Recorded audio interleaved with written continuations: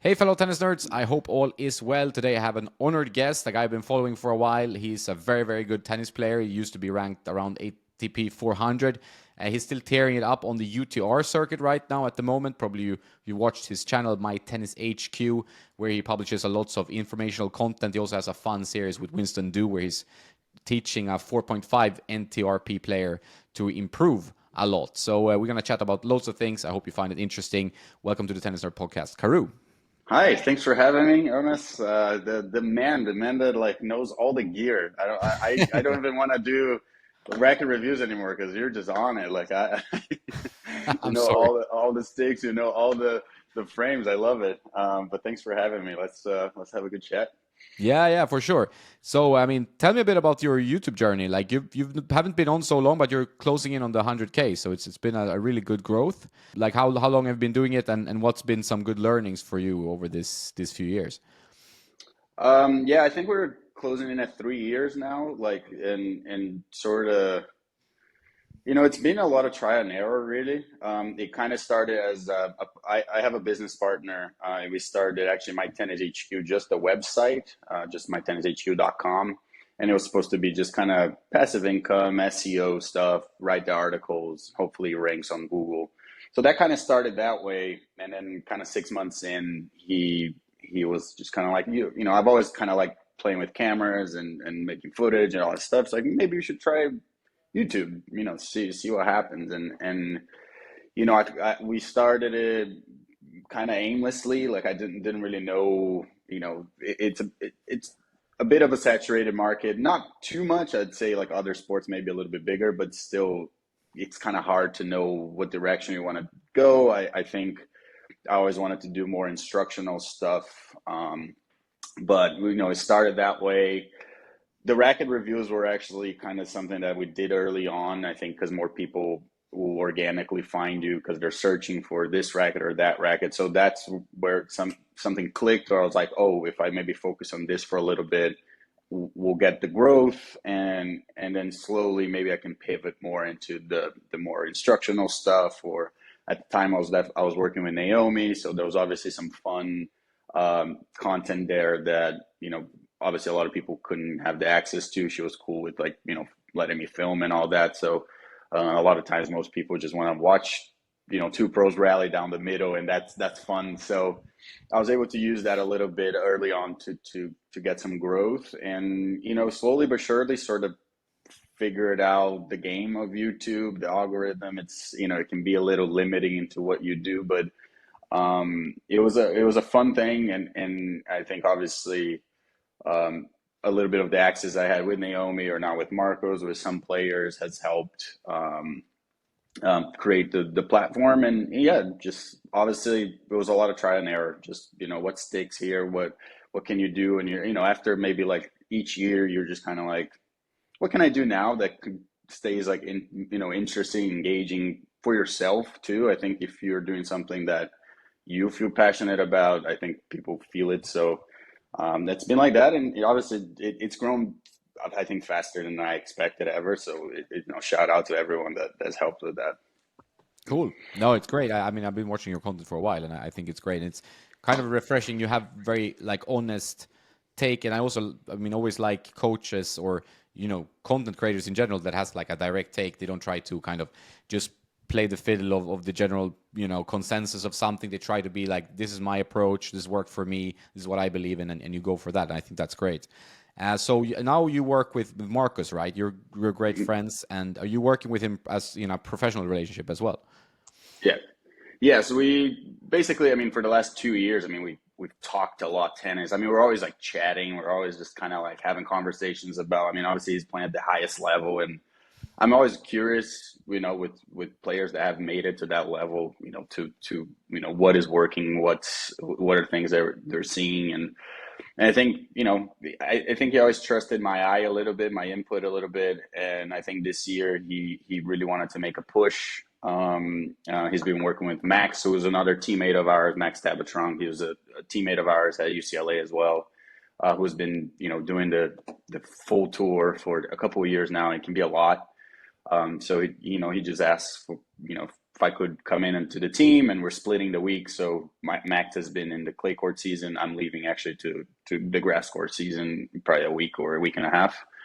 And we started this year. I think last year, did some preseason together. I obviously can still play with him, so it's kind of like I think there is a something to actually being on the other side and seeing where I'm actually able to, if I'm taking advantage of a situation, at my level, I'm sure a guy top 100 can exploit that too. So I can like here, I can take it to you if I'm doing this. So we got to work on this things, and having kind of the three people, three heads kind of working together. Marco's definitely. It's a tricky thing with coaches. Like, I always find it hard to know exactly what makes it really a good coach, right? I think a lot of coaches who are on tour are really good, but a lot of coaches maybe haven't really done anything for a long time and maybe are living off past results.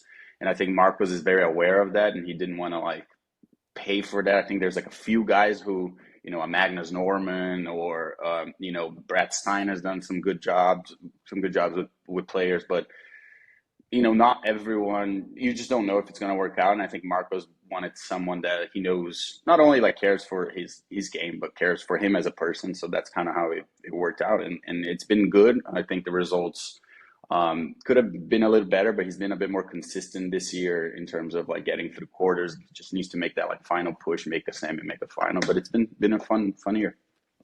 Yeah, and he won his first match at the French Open, so he's still in the event, right? So that will be still in the event. Has Lehecka, so should be a good match. Lehecka plays a good ball, but in a Grand Slam, that's a draw you want, right? You don't want maybe Carlos next, or in Australia it was Medvedev first round, and that was a tough one. So you got to have a little bit of a match, I would say, right?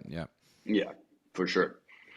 So how do you like keep in touch now, or are you kind of offline with him during this event, for example, and then you jump on in the grass court, or do you like talk to him like on the phone or something like that during this tournament? We have a group chat. There's a lot of like texting back and forth between the three of us. I try, as I'm not there, I try not to like really give crazy inputs. I see what I see on TV, but live, obviously, you're not there. You don't know how he's practicing, if there's something that he's feeling good or bad. So, I kind of let Max take the bulk of the work, and I just, let him know what I'm seeing when I'm watching on TV.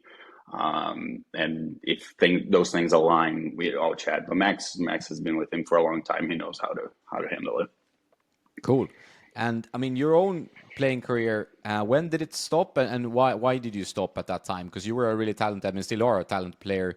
You're a pretty young guy still, and you're showing that on the UTR circuit right now. So what happened there?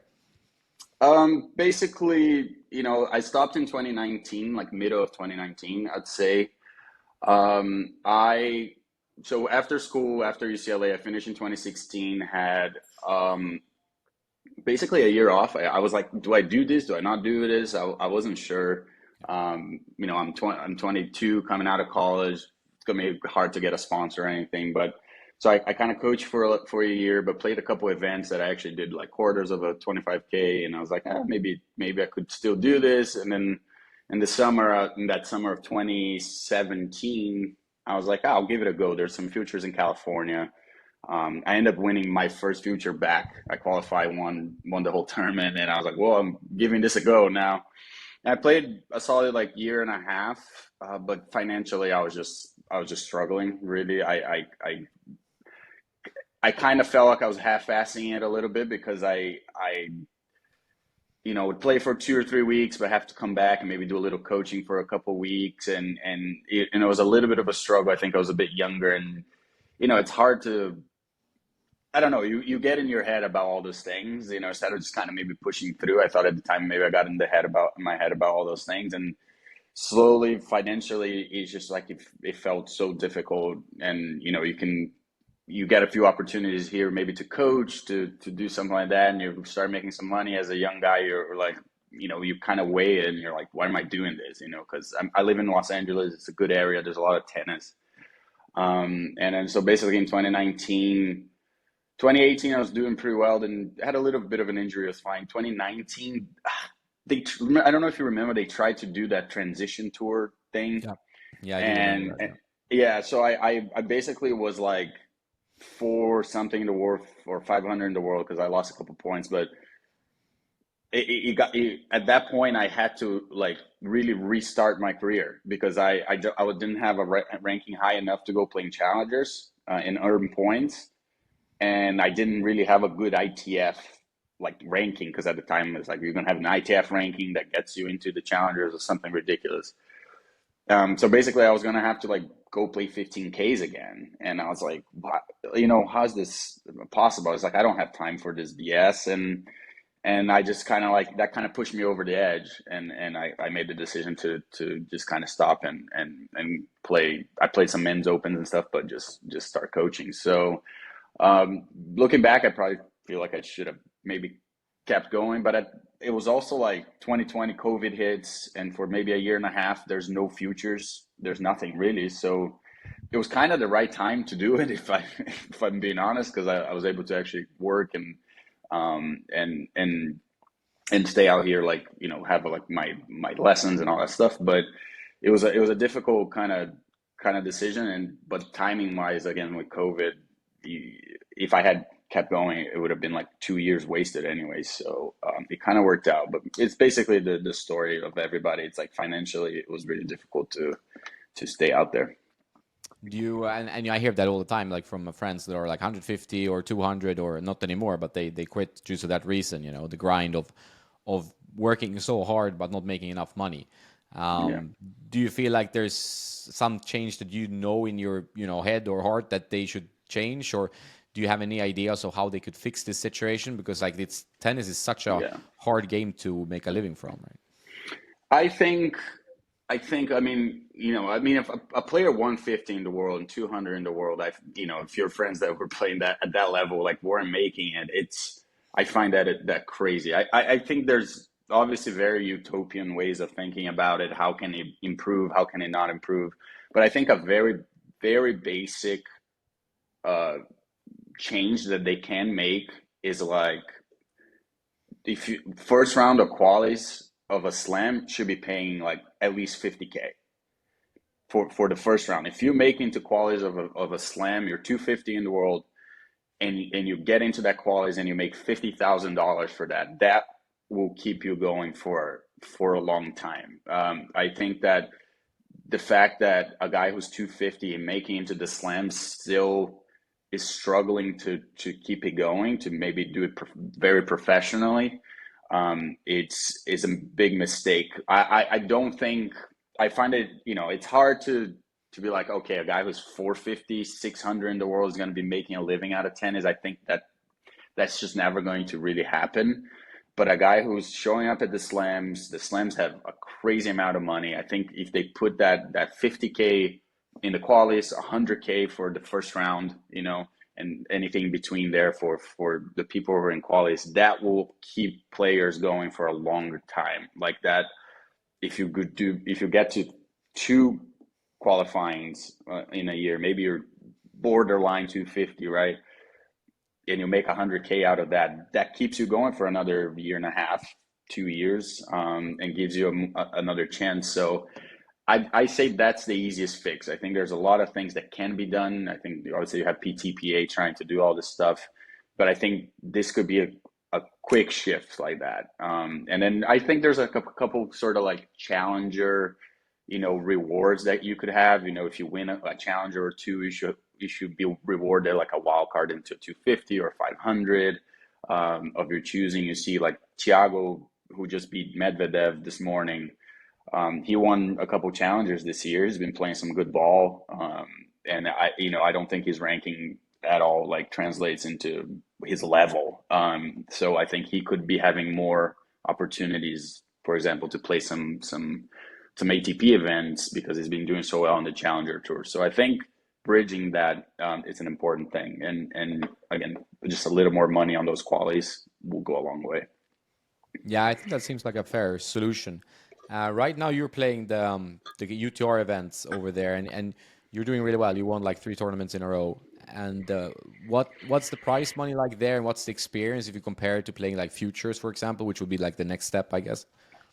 Yeah, so the format is that group format, right? So you have four groups of five players, and you're gonna play, guaranteed those four matches plus like whatever you place in your group, you advance to another bracket. So you can still, let's say you place second, you can still compete for like fifth and make more money. So there's still an incentive to not like just kind of tank at the end. But basically, you play those four matches. If you win your group, you go to the first place playoff, semifinals, and finals. So you guarantee a lot of matches, which is that's a format that is really interesting because tennis, there's a lot of like you lose first round and then what, and then you have like all this. Guys have a hard time getting a lot of matches, and you can tell, anyone that like you know is going on a run and playing a lot of matches and getting match tough. That's when you see the results coming. So I really like those events. The prize money, it's for the winners 3,600, so it's I think the same as a 25K, like a 25K future, which is not bad. But it's also like guaranteed like $400. So if it's a local tournament and you pay $40, and if you place less, you still make 450, and you can easily get to $1,000 in that week, which is not that easy in a future. It's in an ITF event. And overall, I mean, they're run pretty similar to good futures and even challengers. I think there's no line judge, so that can be tough with some calls with the only one guy making the calls from the chair. But overall, I mean, it's a really good event. The live stream is on Amazon Prime, and it's actually really legit, and you can. I've been playing here. It's in Newport Beach, so it's like for me, it's just a quick drive. But they're offering some with like plus, it's like 25K plus H, and they're having like a crazy amount of them. So props to UTR for doing that. I think like a lot of the players who play are players who we will see playing ITF, so we will see playing, maybe challengers. There's some younger guys sometimes that play. A lot of juniors here in California played the high level ones.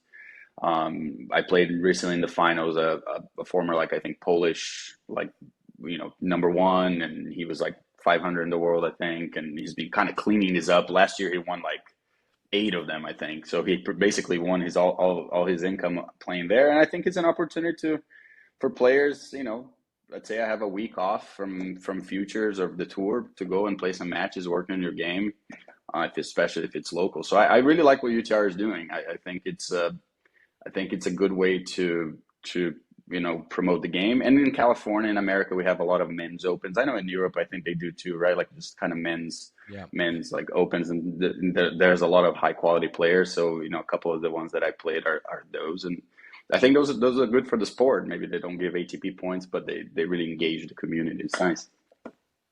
Do you really like enjoy the adrenaline of the competition? Like, was this be like a first step to maybe going back and trying pro a bit?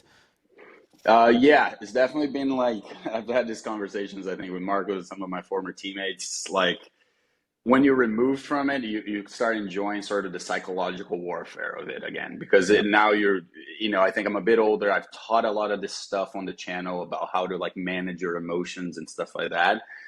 But it's always easier said than done, right? It's always like, when you're sitting outside of the court, it's much easier to manage those things. But nowadays, I'm on court, I'm feeling tight, I'm feeling pressure, I'm feeling all these things that everyone feels, but I'm more aware of it, and I'm more like, I still need to hit it. I still need to execute. I can't just like play the outcome. And it's a lot of internal like fighting, but I think in a healthier way, because I'm a bit older, and I understand it better.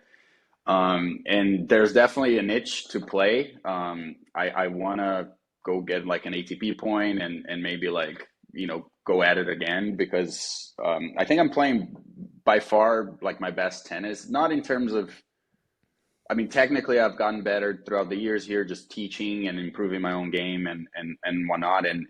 And I find myself to be a lot. My serve is a lot better than when I was actually on tour, and all those things make it a little bit easier to play out there. So I want to go play. There was a few futures. There's like seven right now happening in California.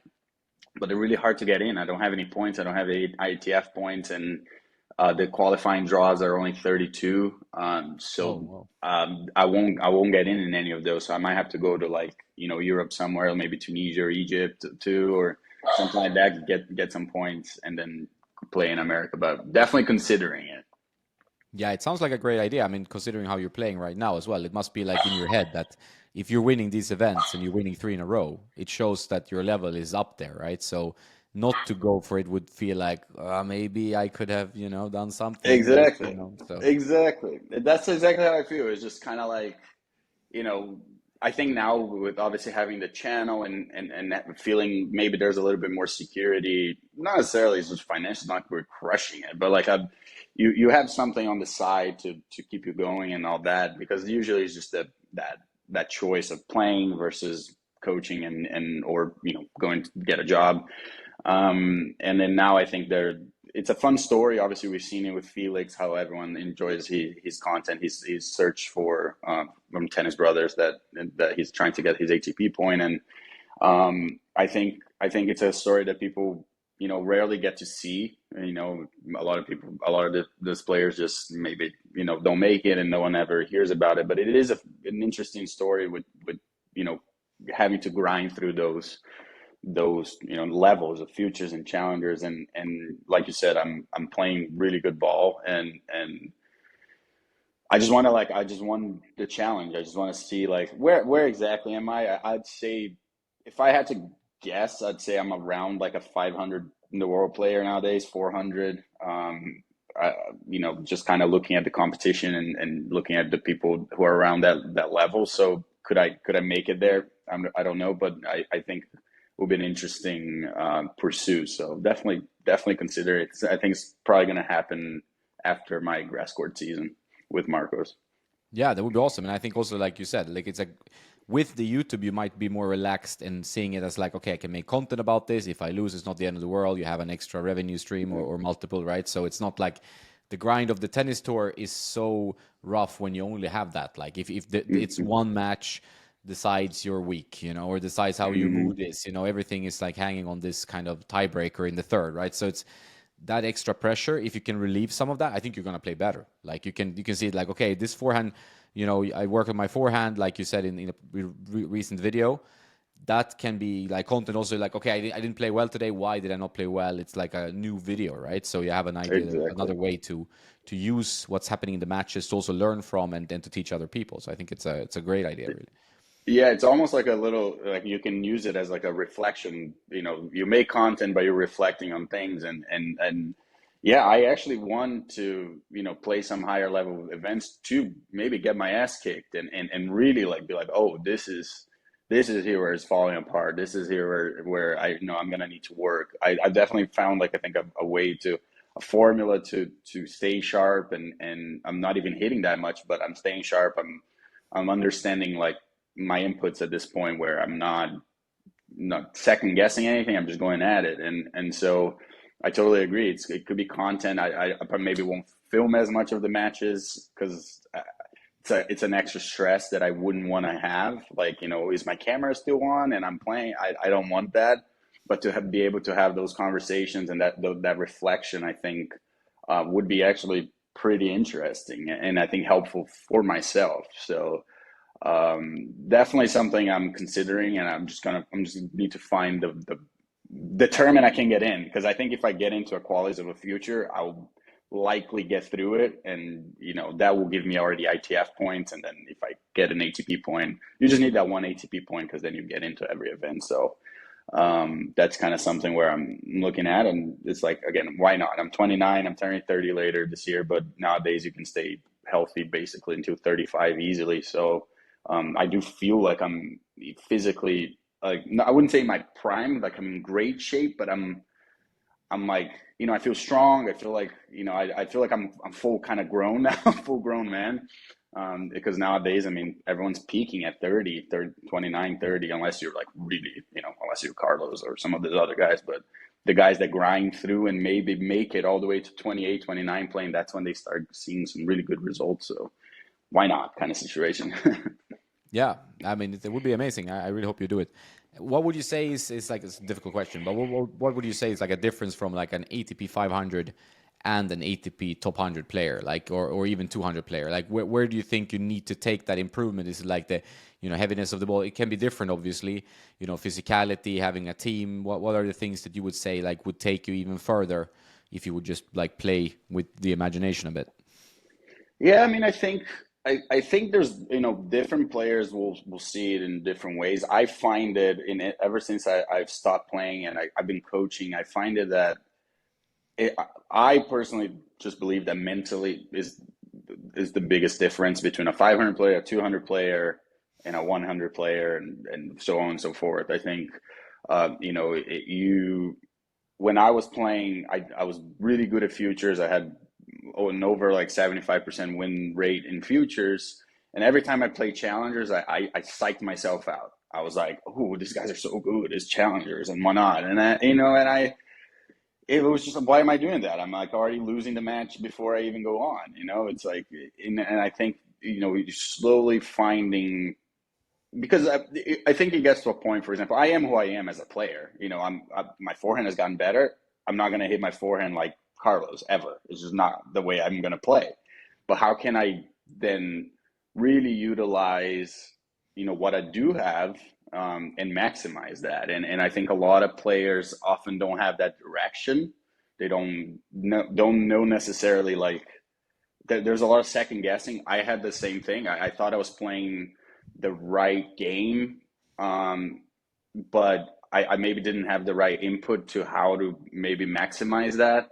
And funny enough, like when we spent Marcos and I and Max spent a little time with Andre Agassi earlier or late last year, just to get some of his input on Marcos and all that. But everything he was saying in terms of finding the right edges on court and not feeling like you're overplaying a little bit and taking the ball a little bit earlier, how he's always played, was so, like, for me it was like, whoa, like, like, I just needed someone to tell me what I was trying to do was right, just package it the right way. So I think it's little things. I obviously think there's some guys who just have crazy weapons, big serves, big forehands. I mean, there is just that, but I think there are guys who have to be very, smart on court, figure out how to beat players in different ways. That's why I always liked, like, Andy Murray. I thought it was a guy who tennis IQ was so high, that you just kind of have to find your own way and believe it. It's as much as a cliche as it is. The more you psych yourself out because of rankings, because of this guy's good or this guy's matchup, this and that, you're just not going to make it. So if you can mentally stay in it and stay strong, I think that's your biggest, like, your biggest weapon. Yeah, I agree. I think the focus on mental strength and being like, locked in the key situations, defining like what is a key point, like where do I need to put in the most effort, because you can't be 100% all match, right? So you have to define that. Hmm. Seems to have been like more of an insight in the whole tour. The question is Hmm. obviously, how do you execute? How do you work on that? Like, some people bring a mental trainer, that's a huge cost, but obviously you need a if you can't do that, like, you need a way to just work on it yourself, I guess. Do you have any ideas on how you could, work on your mental uh, powers on the game? I think it's like I personally, I'm not an expert in this. I can only speak by my own, I guess, experience. I think recently it has been a lot of, like I mentioned earlier, a lot of awareness of those feelings, and it's something that I think Marcos and I have spoken, that Marcos, he did have like a slow trajectory to top 100. He was really good off college, but then had to have surgery, and it took him all the way basically to 2019 to crack that top 100. And he said it is like, in times where he thought about even like hanging it up, he said it. I had to have a very honest conversation with myself, like, why was I shying away from the moments? Why was I, basically, mentally being weak on court? And he's had these conversations of, like, just acknowledging that those situations are there, and pressure, you're just not going to run for them.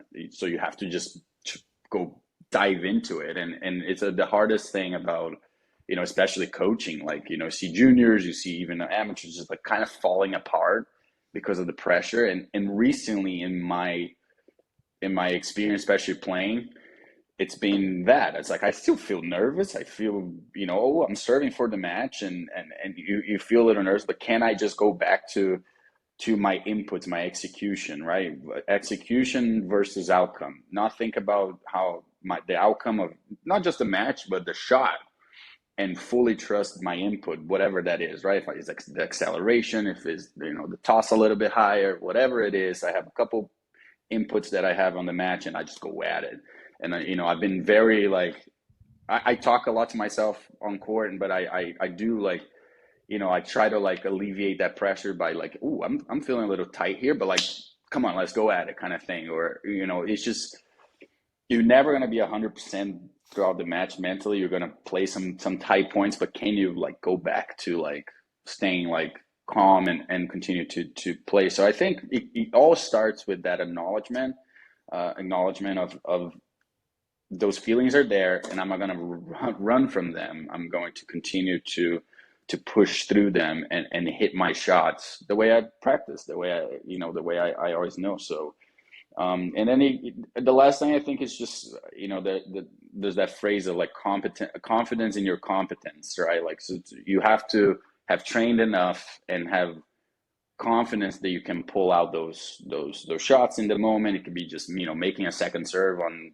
a tight situation, or putting a return on court, or going for the forehand that maybe you're not as confident all the time, but you've trained, you can hit it, and accept that the result, live with that, and basically, errors are going to happen and losses are going to happen, but can I look back at it and say that was a good error because I made the right decision, I just didn't execute well, and it is what it is. So it's things like that, and I think obviously having fun and knowing that it's not life or death. It's little things that have made me actually enjoy this warfare a little bit more. That I try to preach to my players. I try to preach on the channel. Yeah, and then let's get into that, the coaching part. Like, what do you enjoy the most of the coaching? Like, do you enjoy working with kind of like beginners, or do you prefer more like competitive players that you see you can bring out something a little bit extra? You can help them through some tough moments, for example. What's kind of your favorite part of the coaching? I like more advanced players for sure. I wouldn't.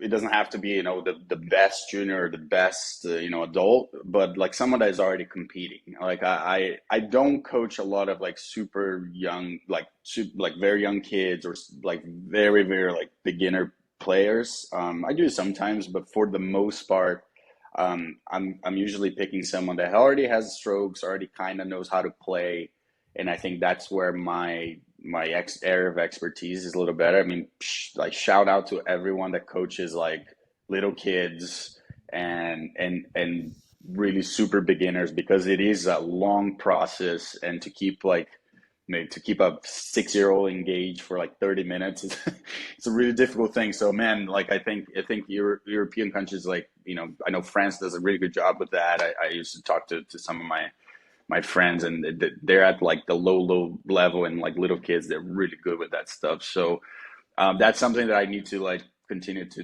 develop as a coach. So I usually work with some more advanced players that are competing, because again, it all comes down to like they think it's coming down, it's all their strokes, and I'm like, it's not your strokes. It's a lot of, it can be footwork, it can be decision making, it can be all that stuff, and I think I kind of have a good eye for that. So definitely prefer that. Obviously, someone with Marcos, at the highest level is the most fun, but I guess a little bit the most stressful as well. So, but I like that high level. I like someone that wants to compete, someone that wants to like go at it.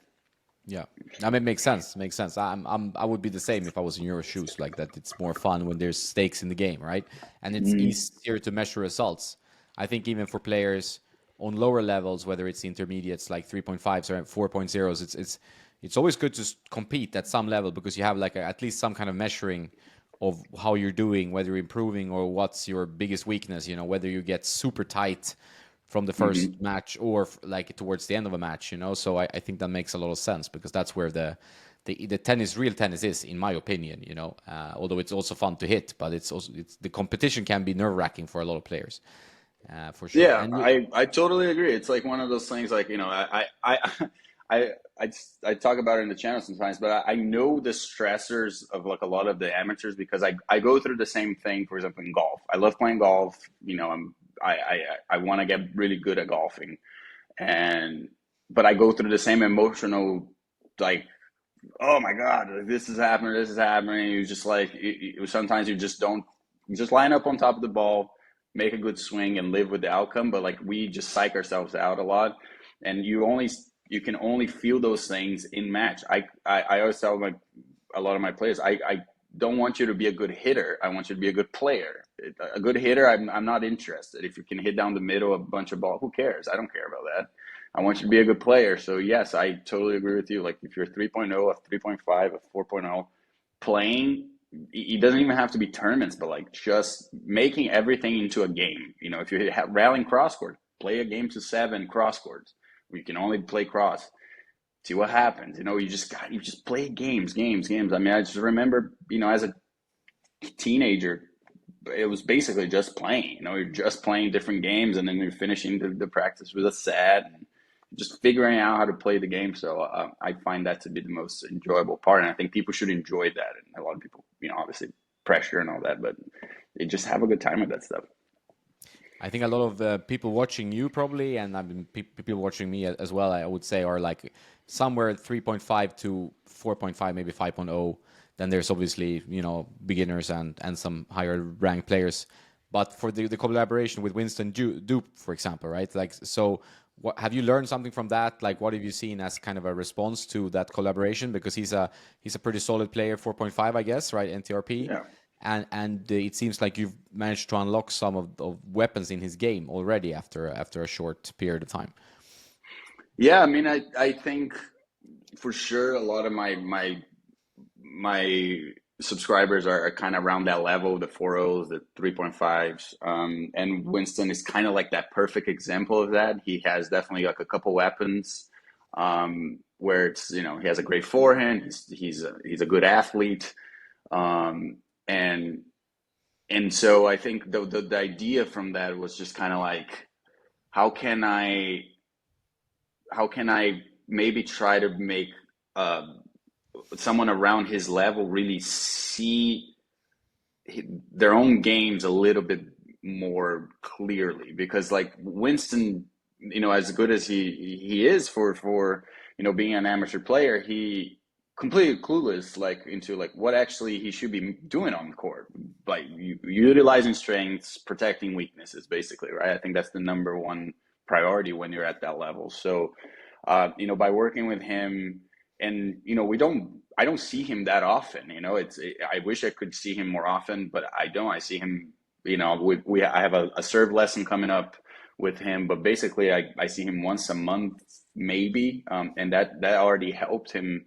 And I think if you are kind of around his level, you see I haven't done any technical corrections. I'm not changing grips. I did a little backhand lesson to really help him with the footwork parts of it, but technically kind of stayed the same, just showing him a couple better inputs. But the main thing for him to improve is that footwork staying a little bit better, a little lighter on the feet, and really understanding is like, oh, I can dominate people with my forehand, and this is what I need to be looking for all the time. Like, forehand, it could be high, it could be opening the court, it could be like creating just chaos with the forehand, and so I want people to take away from the lessons. Most people maybe don't play like him. They don't have maybe the physical attributes. They're better backhands than forehands, whatever. But can you analyze your game to a point where it's like, oh, I'm really good at this. I'm okay at this. I can still train it. You're gonna try to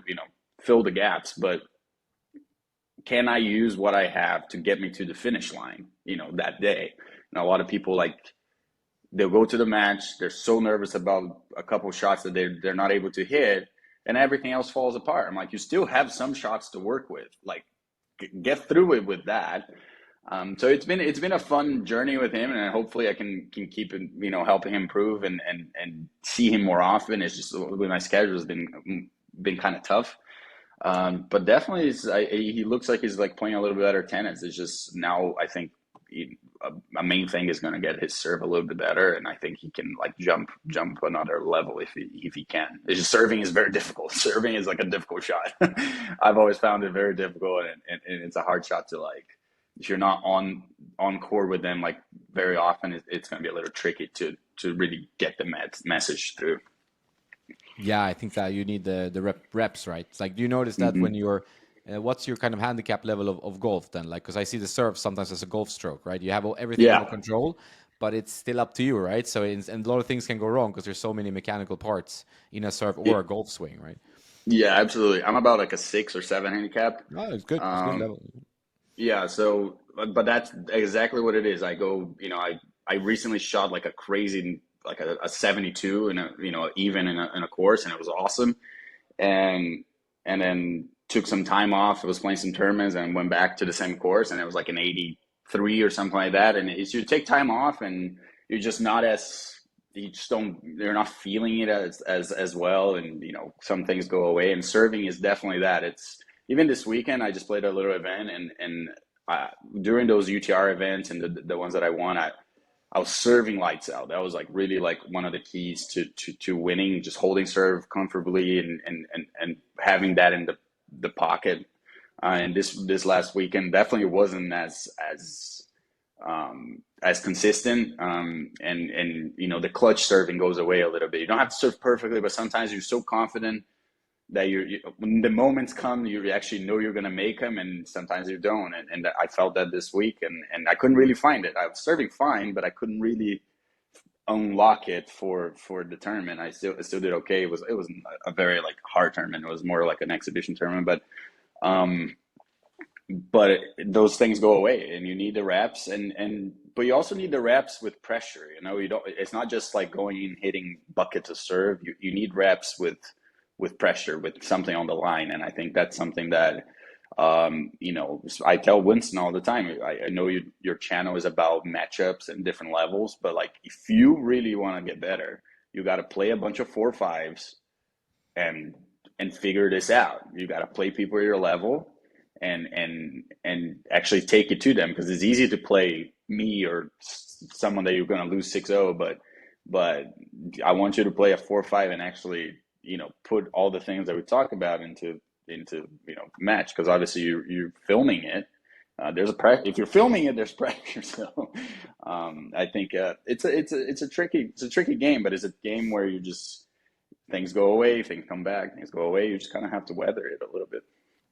Yeah, exactly. I know, and that's the fun part of the competition in tennis is that you know, you, game of tennis is a game of mistakes, right? So people don't Hmm. realize I think a lot of rec players think that it's okay. You try to look like Federer, and then some days you don't look like Federer. I mean, in your head, like I noticed, like if I put a camera on players who are not used to being in front of cameras, they are completely shocked by the result. They think things look completely differently, and they're like, "Oh, what? I can't watch this. Don't ever publish it. Don't." And okay, I'm not gonna do anything with this, because it's That's like a funny. scary thing to see yourself on camera when your like vision in your head is different than what it is on the Yeah, I mean actual. it's the feel versus real thing, and I think I mean an advice that I'm not the first one to say it, but film yourself. I know it's ugly, but when you see it, especially things that like footwork. It's like, oh, I missed that shot, and you're in your head about like the stroke, and you watch it back, you're like, oh, I was totally in the wrong position.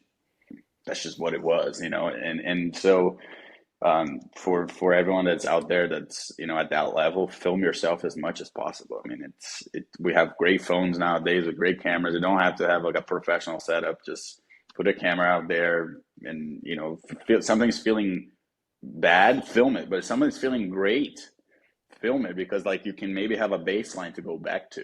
It's like, oh, why was I serving this well like this last like month? Once it goes away, you can go back there. Oh, like my toss was like this, or my take, the way my I was going up to the ball. It doesn't matter. It's just I think it's a really. I wish I had more of that when I was like kind of growing up. That was a bit easier to film yourself. I don't think it was that easy. But nowadays, there's no excuse really. No, for sure.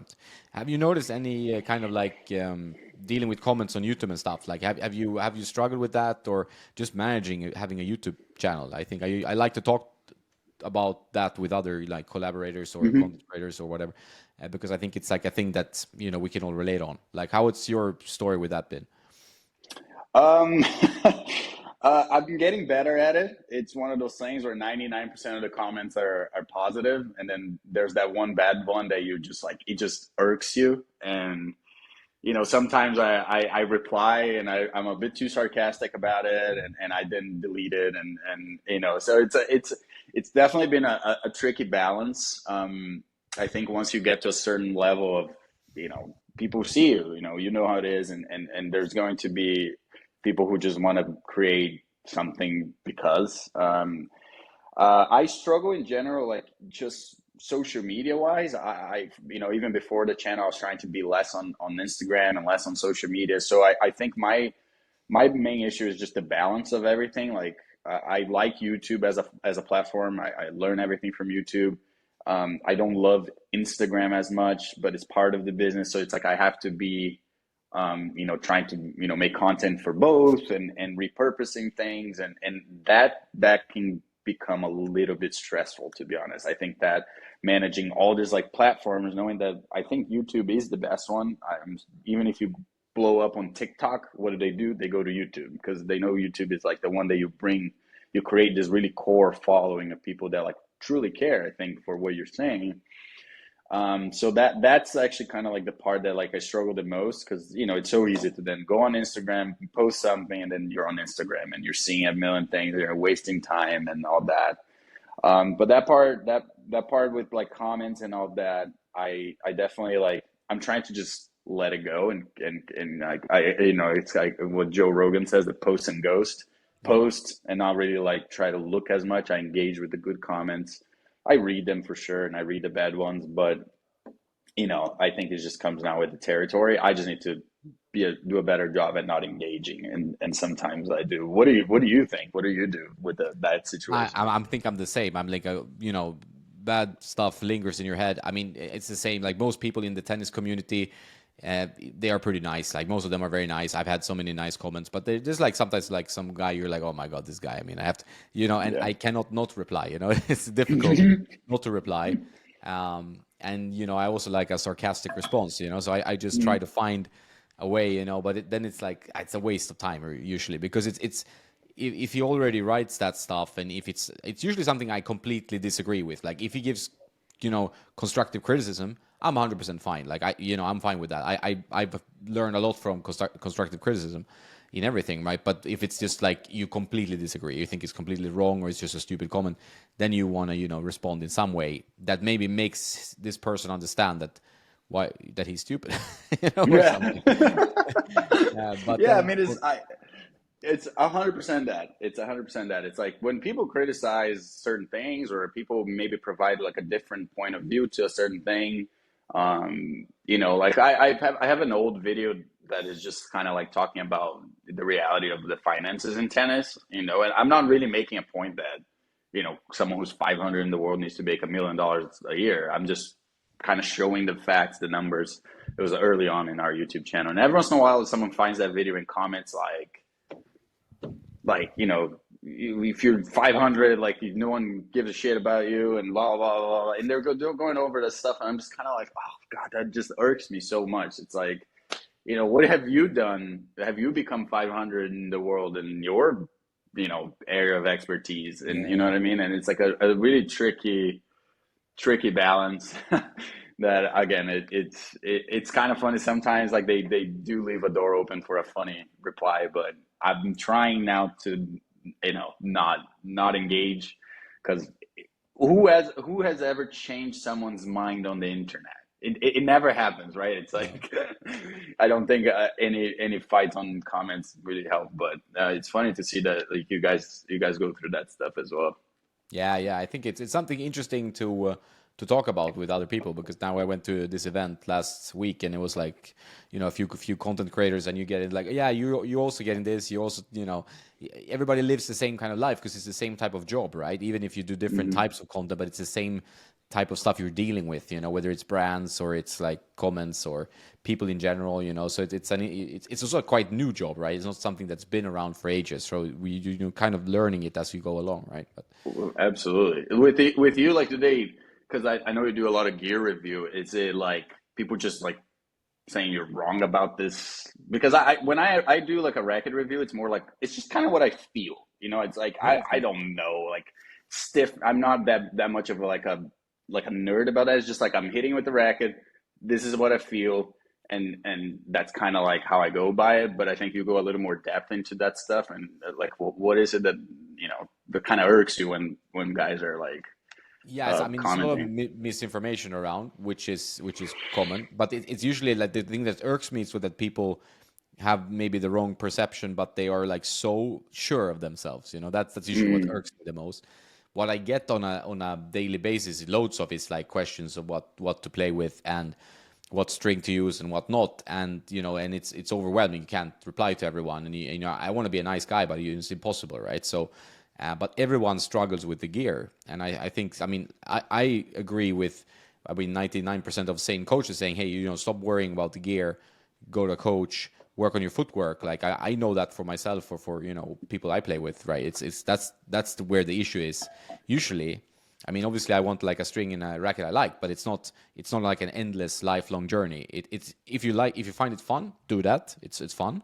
But if you want to be a good player or a better player, then you can't focus too much on that. You have to go to be actually playing matches, seeing the match, videotaping the match, check what happened. Like, what am I doing wrong? Why am I doing that around the backhand or stuff like that? So I think that it's just too much focus in general on buying the problem away. hmm Maybe I'm making it worse, I realize. But it's like I'm trying to just get the information out there that's what it is, and that, don't worry about what the pros play. This is what they use. That's for them.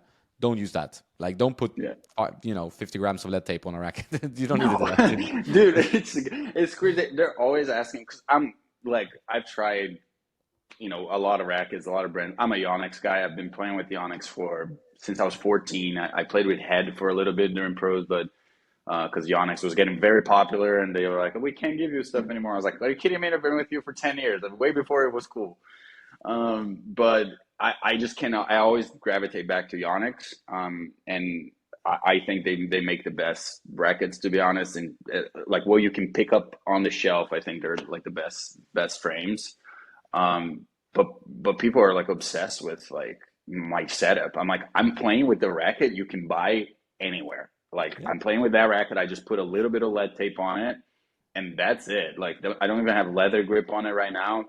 And what the pros play, it's like, I mean, they're so fine tuned into their rackets and stuff. But yes, you can't really buy your way out, buy a good forehand. I do believe that like there's when you watch players you can tell oh that's a Babola guy, you know what I mean. You Yeah. watch like guys playing like Carlos is a Babola guy, like you look at Yeah. him, it's like he shouldn't be playing with a Prestige, you should be playing with that racket. It's like kind of the perfect, but you sort of that kind of like somehow kind of happens naturally, maybe like it's the what racket you were playing when you were younger, and you kind of your game maybe was shaped more into playing with that racket style. But it's like sometimes when I see guys switching, it's like Jack Sock switching to Yonex. I'm like, what are you doing? You're a Babola guy, like done and done. Like play with Babola. Like what are you doing?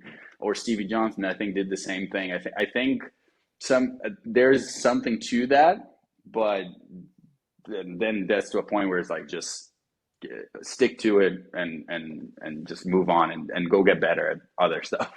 Yeah, I agree. No, but it's funny with the pros and the I think the racket molds you quite a lot, right? So if you started playing with a racket during like your formative junior years, early years of competing, like some serious events, what racket like made you kind of groomed your strokes? Like, I mean, like Jack hmm Sox, it doesn't have like a conventional forehand, but it kind of works with his setup. He has a very low string tension. It's kind of like a lasso, like trampoline effect. It works with his game. So for him, I think it's quite like an extreme. It was tough to change, right? But some players, they can move in between brands a bit easier. But some guys, like you say, Carlos, for example, like you don't give him a blade. I don't do No. that. That's not gonna be the I same. can't Like, think of like Rafa playing with like like a pro staff. That would be crazy. So Yeah, I totally agree. You mold yourself. I think the kids that like, play with prestiges or smaller racket size early on, they tend to like grow up with maybe a little bit better strokes because they have to be a bit more precise. Yeah. But it doesn't necessarily makes them a better player. It's just I think there's something to it. But yeah, you can buy strings or rackets to level up 2 UTR points. It's just not gonna happen. No, no, I think that's a good realization. Then it's fun too. I think a lot of people like testing, and that's how I started. But it's like Hmm. you have to realize what you're doing. It's like the same with Hmm. when you're playing. Like if you're going for your shots in the wrong situations, you have to realize that you're doing that. Like that, nobody's gonna tell you unless you have a coach. So you have to see, well, what am I? Well, how did that match go sideways? Right? That's I was kind of going for my forehand in completely the wrong situation. Like that's generally how it goes. I think that's just self awareness in life in general is pretty good, pretty good. Absolutely. Yeah. So before I know you're gonna get a lot of questions. You play with the VCore 95, right? Mhm. And the string. What is that? String, it's been kind of like what I have for Yeah, free, yeah, to it be works honest. too. Sounds like me then. So I'm right now, I'm with the Onyx Poly Tour, just the basic, like the yellow one, Yeah, the one. Yeah. 125, so 16L gauge. That's the only thing like I really look for my strings is the 16L, like being in 125.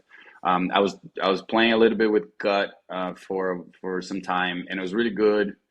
But I'm kind of a poly guy. Like my the way I play, I don't have a lot of spin, so I want to feel a little bit more. I always was more control oriented.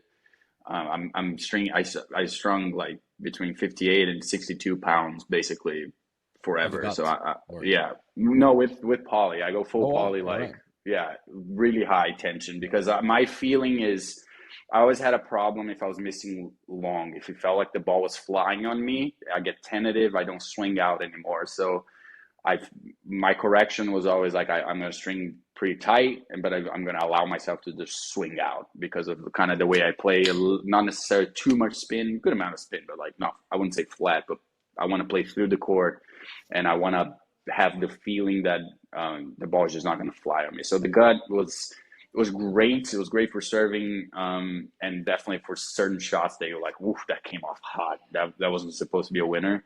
But I think for the way I play, you know, in matches really, and it was the way to do it was to go back to poly, and also didn't really have access to a lot of gut. So what why bother? But I played basically the last 2 years with the head. It was like the head. I think it's like Lynx Tour, what they call it now. When they Yeah. gave it to me when I was with head was like I think they call it the experimental. It's like the yellowish one, and I love that string. I think that's a really good string for basically anything. I think it's really good. And recently, actually, in two of my tournaments, I was playing with the Technifiber one, the all white. I don't know what the name of it, but they had sent it to me, and it's kind of what I had, and I really like that one. It's a bit soft, but it's not soft that is kind of mushy. Yeah, yeah. And I Razor really Cold like White, that I think maybe. string. Yeah, yeah. And I really like that string. I kind of like highly recommend that string. Like I think it's soft, it's nice, and I was playing pretty well with it. So I'm gonna try to get my hands on that. I like the Poly Tour, but if I was actually competing, I think I'd go for something else. Yeah, cool. No, that is a little bit softer, I think, Politor. But like for example, Hmm. the Lynx Tour is great string and it's very like nice and bitey and good control, right? You can string it Hmm. lower. I know several pros like who use Lynx Tour because it's just like super dependable. Yeah, it It's one of is. those It strings. Yeah. totally is. It totally is. I don't have a lot of experience with Luxlin. I know a lot of people play with Lux. I don't have a lot of experience playing with Lux, but from my experience, like I think Link's Tour is one of the best strings out there, really. I mean, I played with Solinko for the most part when I was playing pros, tour bite. Honestly, pretty solid, dependable strings. I don't know if there's things are much better than that, and I always enjoyed it. So for me, as long as it's strong tight and I'm not losing a lot of tension throughout the set, that's what I need. If it's something like Alu Power that loses a lot of tension, I can't play with. Yeah, then you need a bunch of rackets, right? So you need to like, I Yeah, mean, you see the pros, they cycle like maybe they have 6 rackets and the tension drops quickly if you hit hard with a lot of spin. So you can see that yeah, like if you're watching the French for people listening. Like it's you can notice how often they change rackets, like depending a little bit on the string. I mean, look at a guy like Medvedev. He doesn't change his racket. Like if the string breaks, he changes it. You know, so he Right? keeps it up. It's kind of funny, but yeah, it's like a loop hour is like that, and I just for me, I mean, if you're playing futures, you don't want to string six rackets a match, so I gotta keep it a little more dependable. So I'd say there's definitely good stuff out there. I mean, obviously you know more, but I think those are some solid strings to be honest. Yeah, all good, all good. Yeah, I agree with those. They're all good and all good brands. And I think what I've talked about before, but I think that like the string is usually as important, if not sometimes more than the racket. So if you have a dependable string, the racket if within a certain parameter of like your swing weight, what you kind of like, the weight, the balance, Hmm. the head size, then you can kind of mix in between the rackets. But the string, if you don't like the string, if you feel like the string is dropping tension, or if it's a little bit, I hate mushy strings, like Hmm. it's the worst. So if that's wrong, it doesn't matter what racket you play with. Like it doesn't matter if the string is not like tension properly, like you can't play. Like it's very tough to rely on your strokes, right? Or I if it's totally flat. agree. Yeah, the strings, I think it's the most important thing. Strings have the grip that you like, all that stuff, and brackets. You can have a 3-year-old to 4-year-old like V chord whatever that I play with 95, and it will play pretty great still as long as it's strung nicely and to my liking. So yeah, I agree. When did you start doing the podcast? I think during COVID, like everyone else, everyone started a Mm. podcast during COVID. It's just like a way to keep catch up with people. I am like a journalist from the beginning, so for me it was like, what can I do Mm. that reminds me of my normal job? It's like that. So and also I love talking to people in general. You learn so much. It's a fun thing. So it kind of became natural, but it's a grind to do it. For a while, it was a grind. Like you have to find like guests and stuff. Now I enjoy it more because okay, I can like I just found like a better slot of doing it, a better way of doing it. Maybe I'm just more Mhm. mentally in the zone, and I meet more people. So it's during COVID it was a bit, a bit No, weird, that's cool. We thought about doing it. I actually might start something like soon. Yeah. Maybe like do it something where it's like a little bit more, maybe a little bit more in the instructional side, taking some questions from people, stuff. But just something Yeah. maybe a little bit different that to kind of maybe do even on the road and stuff.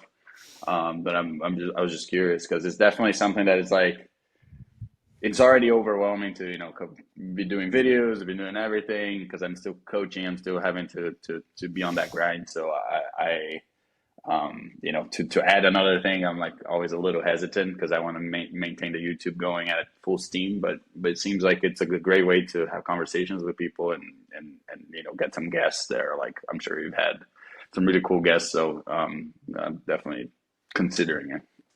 Yeah, I mean, I can recommend it from like what you learn and what you get from it. Financially, it's not gonna be like at least not for me. Like Hmm. I'm not the best guy at just making money overall, but some ways you Same. can. Yeah, yeah. So it's like, but I really need to enjoy what I'm doing. Like you mentioned that in the beginning. I think that's so important that if you're doing something, if you don't enjoy it, and I worked like corporate world before, I started doing Hmm. this, and I did not enjoy that, even though I was there for a long time. That's what you're doing, you're going up the ranks, and I did some fun stuff. I actually had pretty fun jobs, but it was still like, you're kind of in some kind of prison, your every Yeah. day is similar in a way. So that part is fun, but this is just adding like a spice to what I like. Hmm. But I'm not the best guy to give advice. Like now have so many different channels to keep up with, just because I want to learn, and keep up to date. But it's also like you mentioned, it's kind of refreshing just to have, like, for example, YouTube, and not worry about, like, for example, Instagram, they have one algorithm, YouTube have one algorithm, TikTok have one algorithm, then you have the Twitter stuff, which you have to sit there and be a troll for most of your days to gain any traction. So it's just like endless of oh, you have to learn all the algorithms, they change all the time. So Oh, it's a so frustration. yeah, it's very limiting. The algorithms are very limiting. Like I enjoy doing like vlog kind of content. Like I did with the Ojai video and whatnot, and the response to them are usually really nice. Like people are like, oh, that was great. Like I love this kind of content. Like you should do this more often. But the numbers are terrible. Like that it Yeah. gets 20K views and it completely dies off. I tried to do it a little bit earlier this year when I was traveling with Marcos to Australia, And after a little bit, I think the videos did so badly that like the YouTube wasn't getting recommended to a lot of people anymore, and I had to like grind it back. So it's like the algorithms can be kind of limiting. Where I think in a podcast situation, you can just have conversations, not think about necessarily so much into that kind of playing that game. You know what I mean? That can be a little bit limiting. So totally feel you on that. No, I think the issue I have, when I noticed that too with YouTube, is that if you want to experiment and you want to try something new, like you want to go off track a bit, which I always try to do new stuff. Like, okay, my main skill maybe is rackets and strings. I know that pretty well. But I want to do other stuff, just because I like it, and I want to Mm-hmm. see you have other people see other stuff, So, but then if YouTube doesn't like it, and you do that for a while, it's like you said, it punishes you, right? It's just like, okay, Mm-hmm. now we won't recommend the other stuff either because you were a naughty boy and you did some bad content, whatever. And you're like, well, and that those videos maybe were the ones you put in the most editing time. You were recording Mm-hmm. stuff that you are not used to doing, so it was like pretty fresh. For example, like a vlog, And I notice the same. Like if I go to a tournament or an event, and I film and you meet some player, whatever. People don't really care, It's like but what is the head gravity or the V Core Pro? Is which one is the best, And I'm like, well, this is now boring me, So it's like, Exactly. It's exactly that. It's that's so funny because it's exactly that. I truly enjoy making this like kind of more vloggy content, but yeah, like it did punish us. Like yeah, earlier this year, I was freaking out a little bit. I was like, after I post 3 vlogs from Australia, and then I posted a video of me and Marcos training on Rod Laver Arena. It was like a 30-minute video of we're hitting. It's usually like what people love to see, right? Like yeah, court level, and it didn't recommend to anybody. It just like it wasn't. I wasn't getting recommended on my own like personal channel, and obviously whenever I post on Tennis HQ, it's the first thing that pops up on my yeah, personal yeah. channel. And I was like, oh my God, like we're actually getting punished here. So I had to go back into kind of doing the old stuff. And that can be, like you said, you want to do stuff that you're passionate about. Sometimes my best lessons are the ones that I'm like, oh, I'm really feeling like this last video that I posted on my forehand. It's because I was like really like, feeling this, and I had gone through it, and I wanted to Mm. like share that, as opposed to just being like, oh, here is another way to hit a forehand. I'm not gonna reinvent the wheel. I've told you a million times what to do on this side. Like Yeah. you're either doing it or not. I'm not gonna like come up with some bio mechanical thing about it. I don't care about that stuff. The match is playing a different way, and I don't think about that, and I don't want to talk about that. So. But yeah, it can be a little bit limiting. It's kind of interesting how I guess everyone is kind of going through that. Yeah, yeah. Sometimes the videos you put in the least effort is more like you fart them out and they work really well. And some video Yeah. you work really hard on, they're like tanking, and you're like, why is what's happening? It's like a roulette, You're like you're putting in the money Mm-hmm. and you rarely understand the results. So I find it fascinating and frustrating at the same time. It's like one of those that I would like it to be more like, okay, you have your audience, and then obviously that YouTube would be more generous with the recommendations. Where if you keep, let's say, engaging the audience, but also, you're pretty regular with your updates, right? For example, like I understand if you go away for 3 months, and then you Mm-hmm. come back, but if you're pretty regular, yeah. But I guess it's Yeah, how it works. it's a weird thing. Like this last video, like I posted, I think it's 17 days ago, and we haven't posted. I have a video ready to upload, but this one has been doing so well that part of me was just let's just let it run. Like why would I post something else if this one continues to keep getting No. views, and is actually bringing a lot of subscribers and new people. I'm like, I'm gonna let this one run for a little bit and then make another post, because sometimes you post a new one, the new one doesn't do it as well, and then the other one stops getting the recommendations, and it kind of like stops it all. So it's kind of a game. It's a bit frustrating, but it's kind of like a fun thing to do. Yeah, you have to just deal with it, and I think it's Yeah. it's good not to be a slave to the analytics. I mean, something I'm learning as well. Like you just not worry too much about it. Like you guys have a website which has been around for ages, so that's really what's kind of bringing in pretty good traffic. So at least that's there. I have to worry about the YouTube so much, but yeah, it can be like, oh, you watch the analytics and then la la la. And I know YouTubers are much Mm-hmm. bigger like not in tennis, because tennis is also a niche, right? So we're in a niche that is not the biggest niche. If you do like iPhone reviews and you're pretty big, that's huge. Everybody buys iPhones, right? So What about it's golf? Golf is gigantic. You can be a terrible golfer, but if you're posting enough and you maybe you're kind of fun, you have a yeah, fun yeah, personality, whatever, you're just with your boys playing golf, like huge channels. And tennis, like people, are having a hard time cracking, 150,000 subscribers. Like I think there's the yeah, OG guys that have been doing it, and they have those numbers.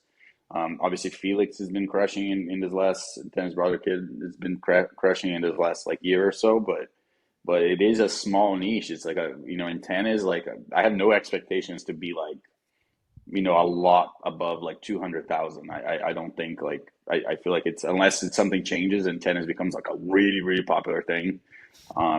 Like you kind of get to a point where it's like now how can you use the what you got and yeah, make it into different things and business and whatever. So, yeah. but yeah, it's an interesting thing. Yeah, I think there's definitely some kind of ceiling, maybe hopefully break point or whatever. I mean, obviously, if you're in tennis, and I talk to tennis people a lot about this, like it feels like the demographic of tennis they're aging a bit, right? So it feels like the young generation they're more into maybe video games or video game competitions or TikTok whatever. Don't want to put them down, but it's like tennis is very one of the most difficult sports in the world. But it seems also like tennis has a bit of a problem if you compare it to golf. Like golf seems to have found a way to kind of make it cool, right? A bit cooler. I don't Hmm. know. I mean, that's my Cool. feeling with golf, right? That's exactly what it is. Yeah, I because I think I mean, think golf most of has my made friends it play golf. cool. I used to play golf when I was younger, pretty decent golfer. And it's like back then it was like okay, you play golf like I mean in Sweden it was like a popular time, but golf was still kind of like for old guys, right? It was like an old white guy sport. But now golf seems to be like quite hip. They're making it like grow the game. They're talking about like let's make this a thing, outside the typical country club vibe, right?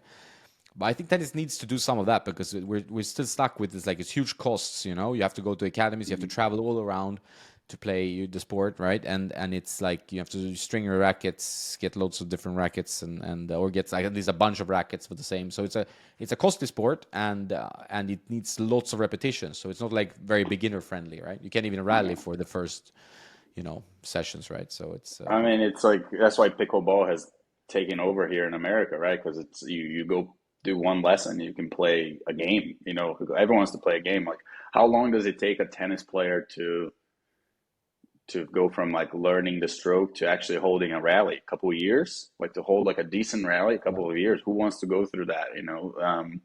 And so how do you get? I totally agree with you. How do you get the 21-year-old to want to go play tennis, or the 25-year-old who has is making some money now and wants to, because that's what golf is at, where you get like people maybe around my age, the 25 to 29s, who are working, making some money. They go to golf tournaments. They spend money on gear. They spend money on clothing. There's all these new clothing brands that are in golf and all this stuff because it is that is like, oh, we have this new age of players that is playing and in tennis.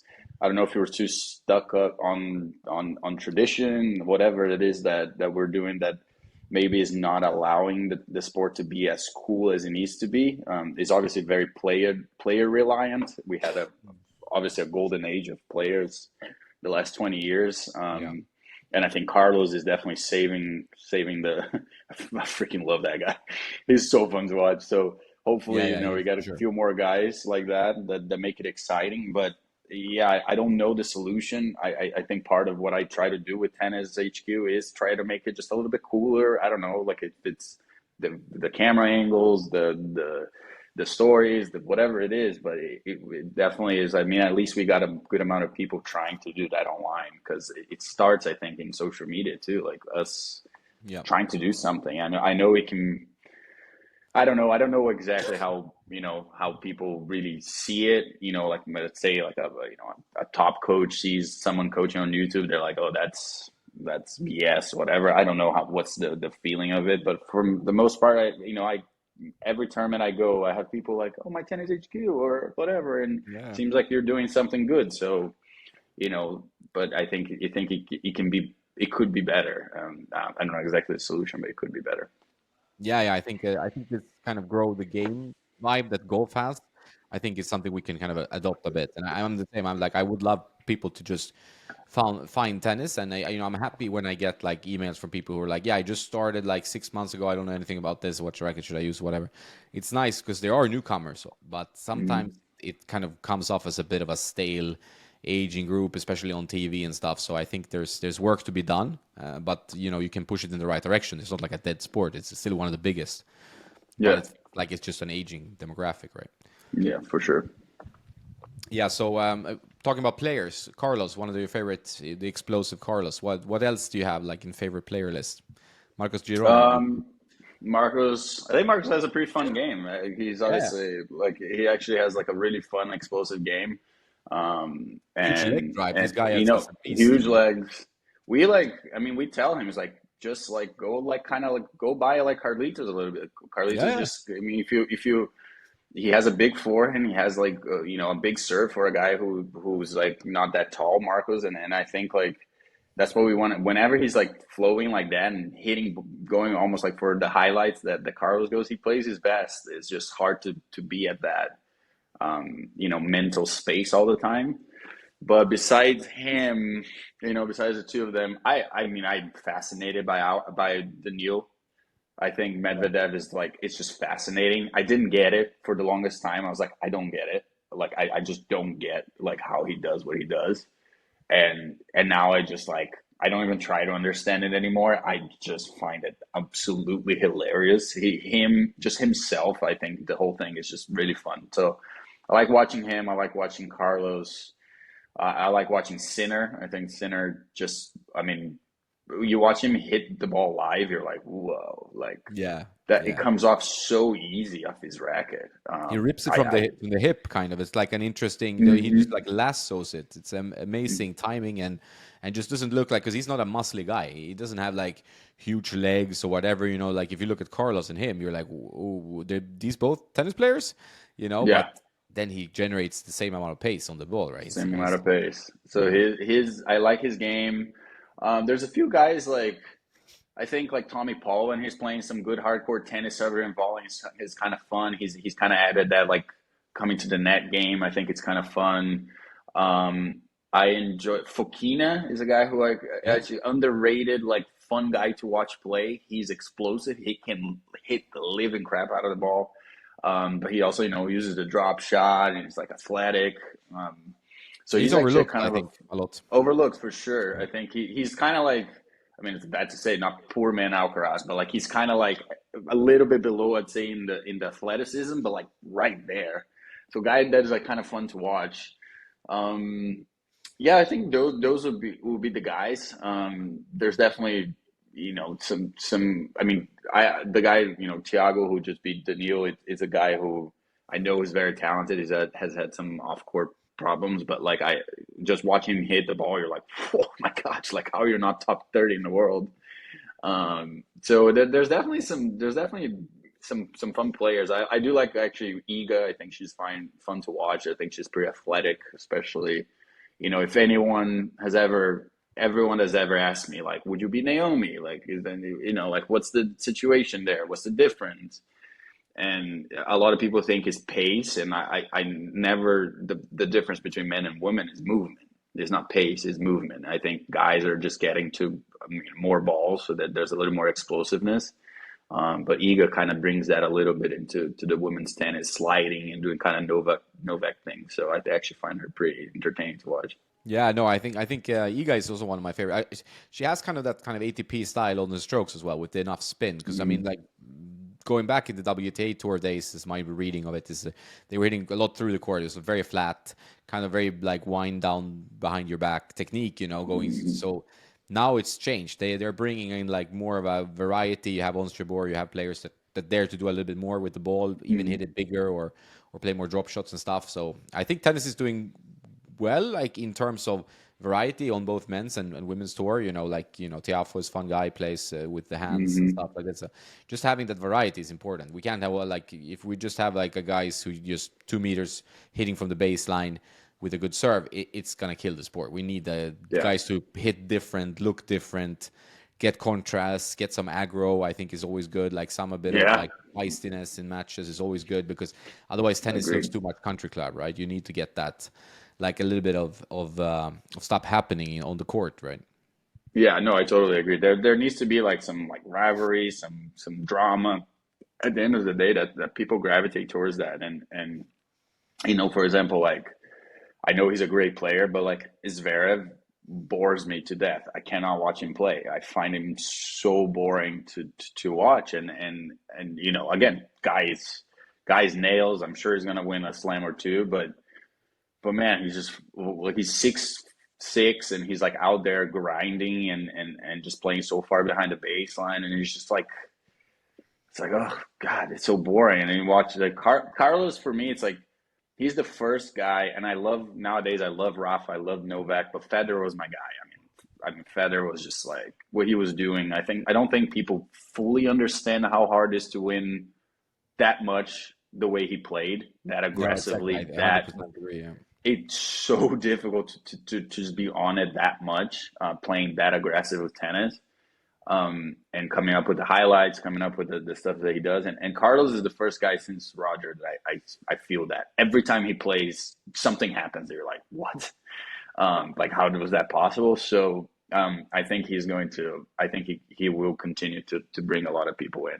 And I'm fascinated by how his arc is going to be because we know how it is. He's dominating. There's probably going to be a plateau, maybe a little drop. Like people maybe figure out like what to do with him and can he come back from that and all that. So it's going to be an interesting like arc for us to watch, I think. Yeah, I agree. I think we have similar tastes. I mean, it's like Zverev bores me a lot, and I think one of the telling matches I was at the Boss Open, or that was called the Mercedes Cup back then, but it's a tournament I go to every year. It's on grass, my friend runs it, so it's like just a fun tournament. You can hang around with the players and watch some good tennis, and it's pretty relaxed. It's like a bit before Wimbledon, so it's not just like just a week before. It's maybe 2-3 weeks. And he was playing Dustin Brown, and okay, take on paper two Germans, right? But Dustin Brown got all the love, and he ended up winning the match. And then I go down Cool. to the hotel bar in the evening, and who I see having 2-3 pints, Dustin Brown. He's playing the next day. I mean, I'm not giving the recommendations to younger listeners, but Yeah, it's don't like do that. it's just a different mentality and vibe that the crowd liked more than the Zverev vibe, And I don't want to diss Yeah. Zverev too much. I mean, he's a very, very good athlete, but it's not like something that excites you. And if you take another tall guy, like you mentioned, Medvedev, who's like running around like an octopus, and you don't know how any stroke comes back, and it looks like he started playing tennis maybe 2 weeks ago, but he's very athletic. But this guy, he uses all the fundamentals of tennis, and it just makes it look his own way, right? It's just amazing how Yeah. he. It's They it's figure it something. out. It's how do you get the ball from point A to point B, and it doesn't really matter how you do it if you do it effectively. And I think throughout I think the people who are a little different, who figure out in a little different way, are actually the most dangerous. Rafa with his thing over the head. It was just like the coach. Isn't there a thing like Tony was like he hit it over the head, and he was like, oh my God, keep doing that because your ball comes off way better Yeah, when yeah. you do that. And so people kind of figure it out. Obviously, you have Federer with his like very perfect strokes, but like for the most part, you have guys who kind of figure it out in an awkward way, but they get a lot on the ball. So yeah, there's definitely dudes. Francis is an example of that. Tiafo, definitely weird strokes, but like comes up with like crazy stuff out of that, and it's just the way the game is played. That's why on the channel I'm like don't obsess over the technique.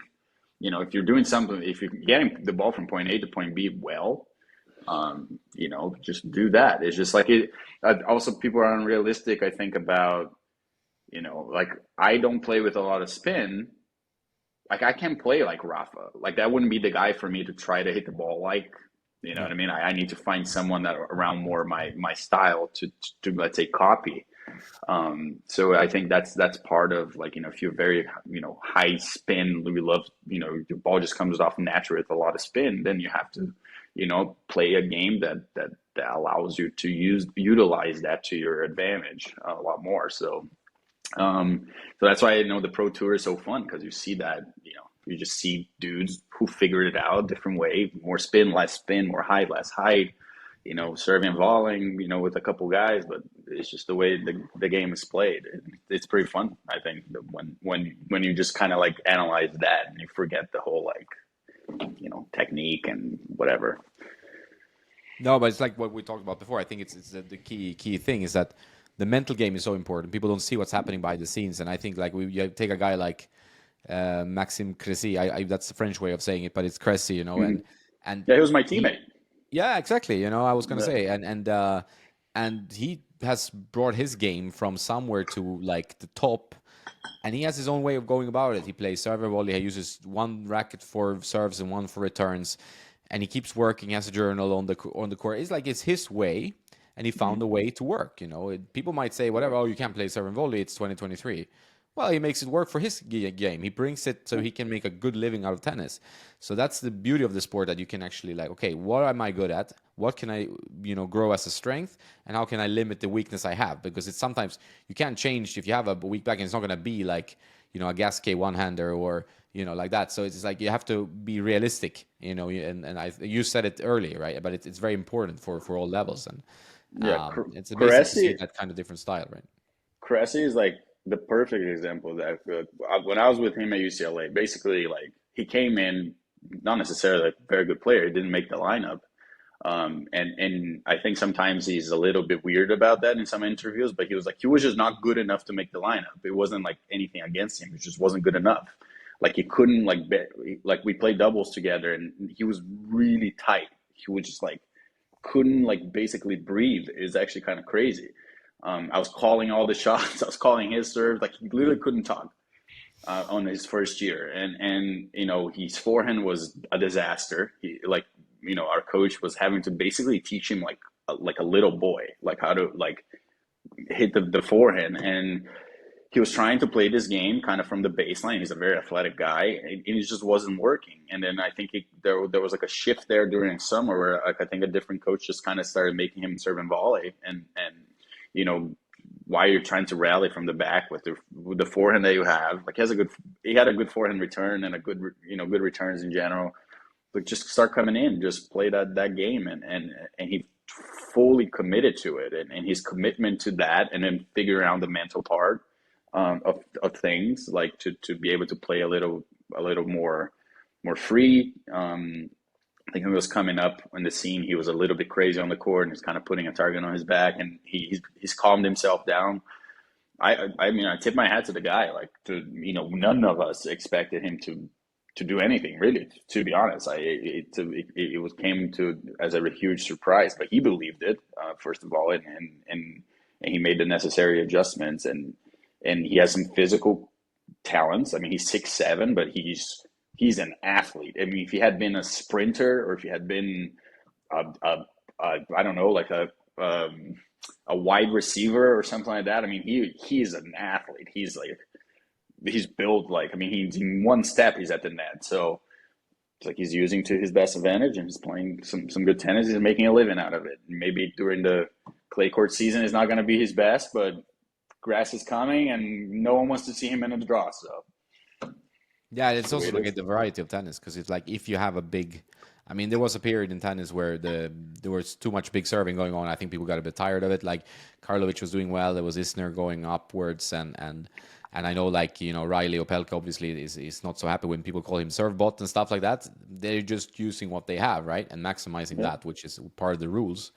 But now it's like just a variety. So obviously, as a player, you wouldn't want to get that guy because you get no rhythm. No ball is the same. You always have to figure out a solution every time he just comes at the net. So it's like a nightmare, especially first round nightmare. Hmm. But it's part of the game. Part of you have to find a solution. Like, how can I deal with this guy? How can I return the serve?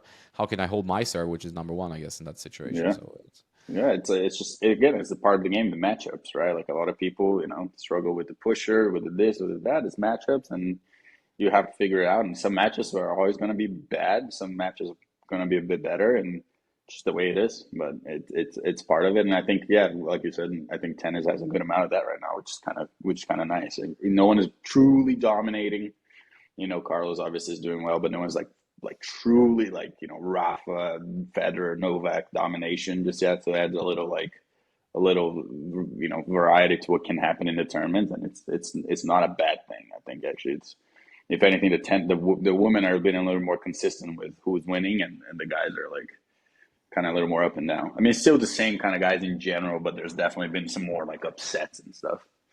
Yeah, I think we will see a shift now. I think starting this year. That's my feeling, at least. Like the generational shift has to start. Like, I mean, Rafa's injured, Roger is retired, Novak is good, but he's not like a sure bet. It's not like, okay, it's Novak, he just wins.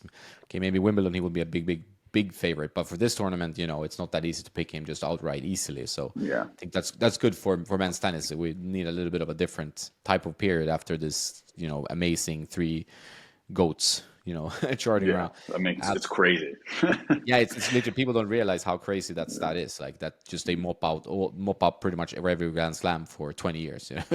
What is that? It's crazy what happened for 20 years. Like, I think we'll have to look back at that. Like, whoa, like, because it can't happen that soon. We always say that, like, Pete retires, like no one's gonna beat that Yeah. record, and then three guys came and did it. But I find it hard to believe that someone's gonna. I mean, I know Carlos probably has the most chance of like going up in those numbers, but like 10 is a good number. Like Yeah. 20, 22, that's just crazy. Yeah, if There's it's just 10 like, for him, I definitely. I mean, that he could probably go further, but it's also yeah, he's going to get some stern opposition, and also his body obviously is going to be a thing, right? If he's already struggling a little bit with elbow and some stuff, yeah. right? So I think have to He's keep too everything. athletic. He's gonna have to learn how to pick his spots a bit better. Yeah, I think yeah, that's the main thing. He just kind of like early Rafa was like that too, would run to everything, and yeah. now like older Rafa was a lot more chill. So I Yeah, think it's that's actually that's his very true. arc. Yeah. Yeah, he's Yeah. he's so explosive, and that's why I love watching him as well. You want to see an athlete, right? It's sports, so you want to see an Hmm. athlete, and the way he just moves to the ball and hurdles himself, and then it's like a forehand down the line winner. Like it's just amazing. It's just that's how beautiful sport can be, right? When he does Yeah. that, but it can equally be fun to see someone just grind out like a very mental ugly win, right? But Yeah. this Carlos thing is, and also you see it like his personality and how much he loves being in the spotlight and how much he loves his own game. It's also kind of infectious. You're like, you cannot root for this guy. He's like he loves being there. He's a good ambassador. He seems like a nice guy. It's all there, right? He reminds me, like I think my favorite NBA player like recently has been Steph Curry, and Yeah, you can tell there's like he's doing crazy stuff, and he's obviously really good at that. I mean, it's not luck. He's trained that, and he's like an absolute killer of an athlete. But you see, he has like this almost like childlike joy to what he does, and I see that in Carlos. He hits some shots that he's like, "Ooh, that was nice," yeah, and I just you just kind of like you still have that sort of like that joy that you can hit those shots, but when you hit them you still have that feeling that basically like like you were a kid, and I see that a lot with Steph. It was always like that he he's having a good time, but he's also a killer. So like when you combine those things in terms of like you have this joy and you're having a good time on court, but you're calm and you're also a killer and you want to win. Oof, that is a combination that is really difficult to stop. So that's why I think he's obviously doing so well. yeah. Very cool. Man, I'm gonna have to go pack because I'm going to Paris tomorrow morning. Sounds But good. but this is fun. I mean, I could probably talk for 2 more hours easily. We can do it again. Well, we'll do it You know. again. We'll do it again for sure. I'm gonna be. Are you going to Wimbledon? Maybe I don't know yet. I'm going to Boss and then maybe Mallorca. Mallorca is another grass. I might do Yeah, two grass courts, and then we'll see about Wimbledon. I'm not quite sure. It's a lot of traveling this summer, but it will be fun. Yeah. I'm gonna be in all those those grass events. So if you're in Mallorca or something, I'm sure Marcos is gonna play. Unless maybe he makes a deep run and wants to take the week off. But I'll be in all those tournaments. So maybe I'll see you Very out cool. Yeah, there. yeah, I'll see you there for sure. I mean, if you're going to Stuttgart, I'm not sure if he's going to Halle or Stuttgart, but that will, I He's guess, you will. doing. He's doing. He's doing. Isn't it Stuttgart then Halle, or is it? Yeah, He's yeah, doing Stuttgart Stuttgart first for and then sure. Halle. Stuttgart is the Yeah, first one, I think. Yeah. yeah, he's doing Stuttgart for sure. So I think we'll be there. Cool, man. I'll see you there then. That will be fun. Yeah, Awesome. It was very awesome. nice chatting to you, and good luck with your UTR and YouTubing and all the stuff that you do. And we'll just keep in touch. And anytime you want to pod or you have time, we slot it in another chat. Absolutely. Let's do it and have a fun trip to the French. It goes. It will be Make fun. some fun content there that you want to do and that. maybe it's not gonna do as well, but you're gonna enjoy it. Yeah, exactly. I'll make some good content that nobody wants to see. I'll try to do that. All right, man. Safe trips. Great Yeah, chat. same man. Nice talking to you. Have a good one. Take Same. care. Ciao. Bye.